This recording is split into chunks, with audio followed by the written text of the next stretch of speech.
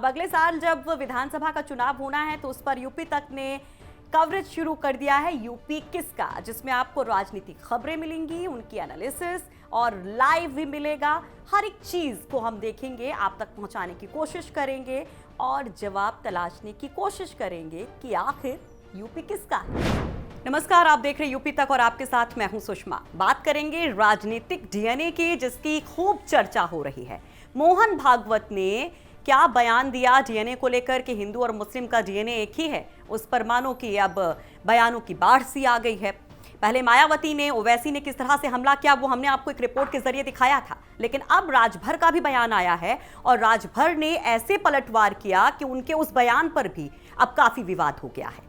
तो ओम प्रकाश राजभर, सुहेल देव भारतीय समाज पार्टी के नेता, जो अक्सर अपने बयानों के लिए सुर्खियों में रहते हैं और खास तौर पर आजकल तो उनके एक के बाद एक हिट बयान सामने आ रहे हैं। उन्होंने किस तरह से भागवत को आड़े हाथों लिया वो जरा जानिए। ओम प्रकाश राजभर अपने ट्वीट में कहते हैं, बीजेपी में जितने बड़े हिंदू नेता हैं उन्होंने अपनी बेटी बहन की शादी किसी ना किसी मुस्लिम परिवार में करवाई है, इसलिए उनका डीएनए एक है। राजभर ने एक ट्वीट कर कहा कि बीजेपी नेता हिंदू मुस्लिम को भड़काकर दंगा करवाते हैं, लेकिन मुसलमानों से इनके पर्सनल रिश्ते अच्छे हैं। तो ओम प्रकाश राजभर ने ये ट्वीट किया, जिसके बाद उनके ऊपर भी कई सारे हमले हो रहे हैं। लेकिन इन सब के बीच में संत समाज क्या सोचता है वो भी जानिए।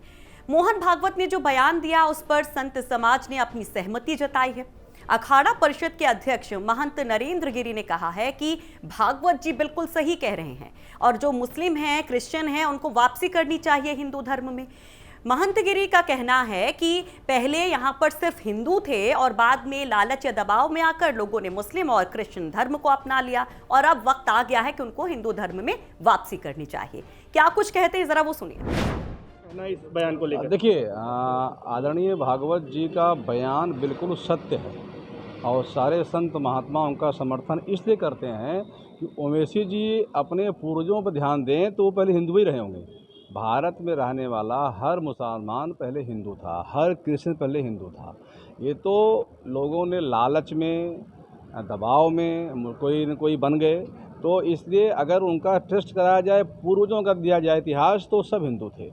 यहाँ डीएनए टेस्ट कराया जाए, बिल्कुल हिंदू थे, इसमें दोहरा नहीं है। भागवत जी का बयान बिल्कुल सत्य, स्वागत योग्य है।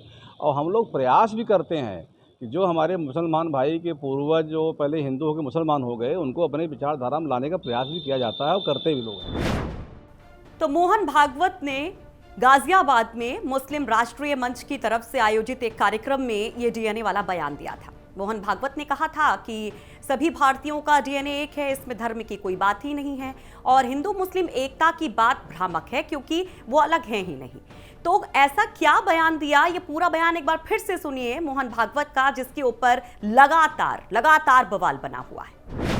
ये हमारा देश है, ये हमारी परंपरा है, ये हमारी तहजीब है और ये हमारे मातृभूमि के कारण मिली है, वो पहला आधार है। और ये परंपरा दूसरा आधार है और तीसरा आधार है ही हम समान पूर्वजों के वंशज हैं। अब ये विज्ञान से भी सिद्ध हो चुका है। 40,000 साल पूर्व से हम भारत के सब लोगों का डीएनए, सब लोगों का निरपवाह डीएनए समान है।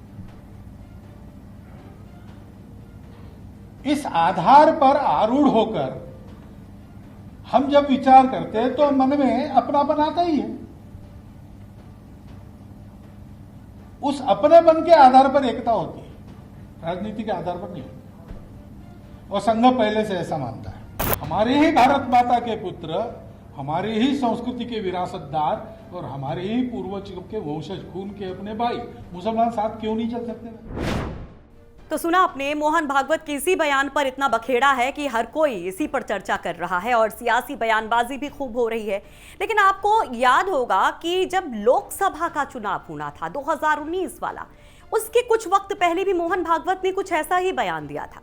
सितंबर के महीने में 2018 की हम बात कर रहे हैं, 2018 सितंबर में दिल्ली में संघ का 3 दिवसीय कार्यक्रम था तब भी मोहन भागवत ने कुछ ऐसा ही बयान दिया था और उन्होंने कहा था कि बिना मुस्लिम के हिंदुत्व की भावना हो ही नहीं सकती है, हिंदुस्तान की कल्पना नहीं की जा सकती है। तब भी कई सारे कयास लगाए गए, खूब सारी चर्चा हुई कि मोहन भागवत के इस बयान का मतलब क्या है।